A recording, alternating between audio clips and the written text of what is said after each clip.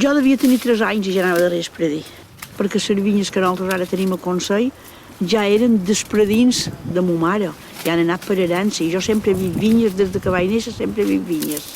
He vist fer vi tota la vida, cada any sempre he vermat.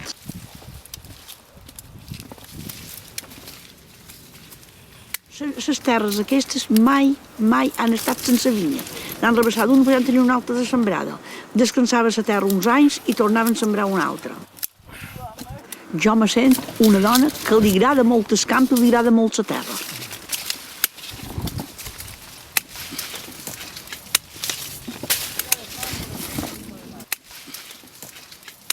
Estem de vermar. És la culminació de tota la feina de tot un any, és treure el vi, és el fruit de tot un any.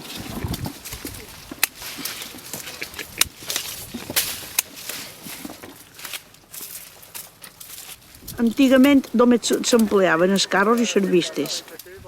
I ara van tan alerta que hasta comprar caixons perquè el rem no s'apigi gens, perquè llavors arribin al celler perfecte, perquè volen un rem boníssim, si és un rem un poc xerat ja el tiren, i encara és una altra manera, però també fan el vi molt bo. A la verema, en principi, anava dins la panera, i vermaven amb un trinxet. A dins la panera anava dins la portadora. A dins la portadora, que era de fusta, a dins les vinyes la pitjaven amb un pic, ben pitjada, i feia suc, no el vessava, però feia suc. Llavors la posaven damunt el carro dins el cubell, i del cubell en el cup. I quan arribaven al cup, que era en el celler, doncs allò ja estava, que començava a vegades, a fermentar, a bullir, i ja hi havia la meitat de suc, tot mesclat. Era molt simple perquè quan anaven a vermar les vinyes ho cuien tot, i sortia el vi que sortia. I avui no. Avui, a la nostra bodega, el que fan és seleccionar. Va anar vermant les maduracions per classes, per moment del grau alcohòlic que li troben els enòlegs i la gent preparada, i clar, surten uns vins boníssims, així. I encara me'n record més de quan duen el vi en el cup, que a Predí tenien un cup molt petit, me'n recorda molt de l'olor. Te definiria, si ho pogués dibuixar, l'olor que feia quan els homes en els peus pitjaven el rem.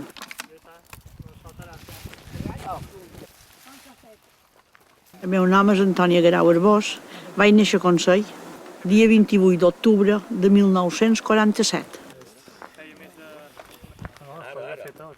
He treballat en moltes coses, però ara, en aquest moment, el que m'agrada més de tot és anar a passejar per dins les vinyes.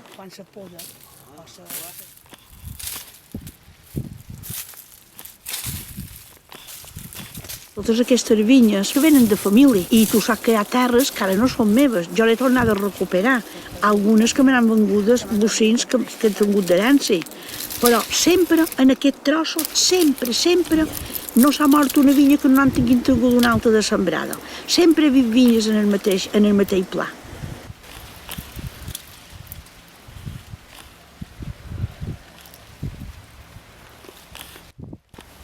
Què és el vi?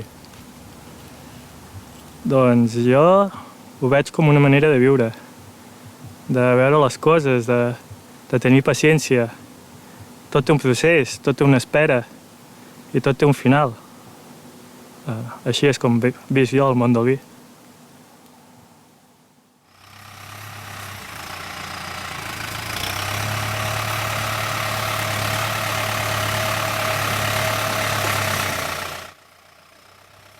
El vi és com un projecte. Supos que per la meva professió d'arquitecte i el vi és com un objectiu a arribar a través d'unes premisses que te dona el camp, la vinya, el clima i el que es vol fer amb aquell producte. I aleshores ho penses i fas feina durant tot l'any per arribar al final de la barema i produir aquella botella de vi diríem, el final d'aquell projecte. És l'obra ja realitzada.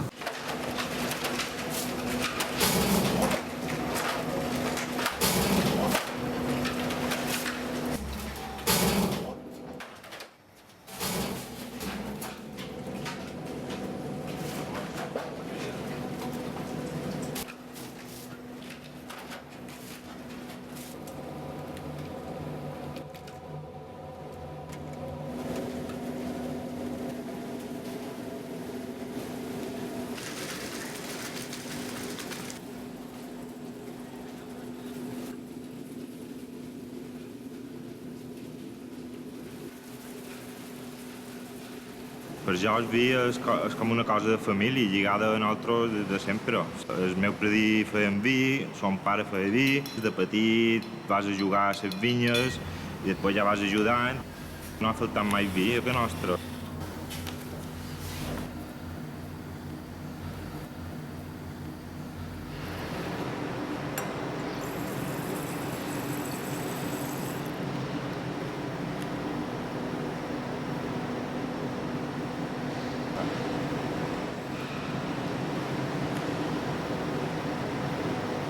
Què és per jo el vi?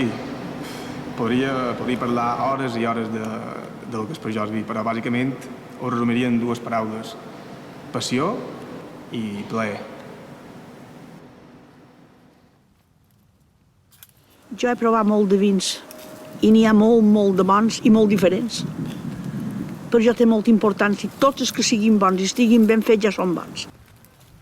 El vi, per jo, també és una pauta de la vida de dins tot l'any. És el complement necessari per un bon dinar, per un bon sopar. A una taula que no hi ha vi no hi ha alegria.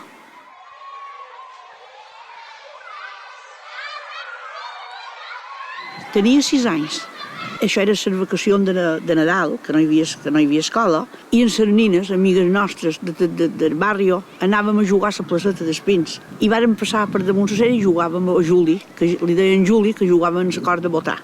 I un senyor que duia una màquina de fer fotos senzilla, petita, va dir: ara vos faré una foto. I nosaltres, jo ni m'havia donat quasi compte, m'ho donaren compte, però aquell senyor va fer la foto. I al cap de 2 setmanes, aquest senyor me va cridar i me va dir: vine, te donaré una cosa. I me va arreglar aquesta foto. No vos podeu imaginar l'alegria que vaig tenir quan vaig veure una foto d'aquell temps, perquè n'hi havia molt poques. I això és el fruit d'aquesta foto d'unes nines que jugaven.